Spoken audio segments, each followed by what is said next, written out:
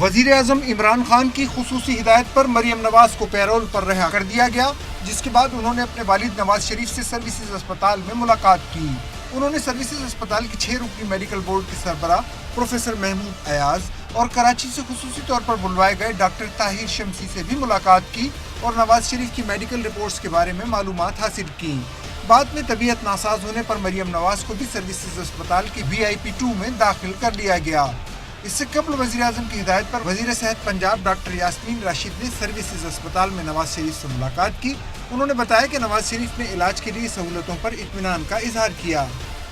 انہوں نے سیٹسفیکشن شو کی، انہوں نے بڑی بلکہ تعریف کی، اور میرا خیال ہے اس بات کی تو کسی کوئی منکر نہیں کرے گا کہ بھئی ڈاکٹر ایاز کے بارے میں خاص طور پہ انہوں نے کہا کہ یہ ان ساروں نے میرا بہت خیال کیا ہے، یہ سارے ڈاکٹرز بہت اچھے ہیں، ہر طریقے سے میرا احساس کر رہے ہیں اور میں کمفرٹیبل ہوئی ہوں۔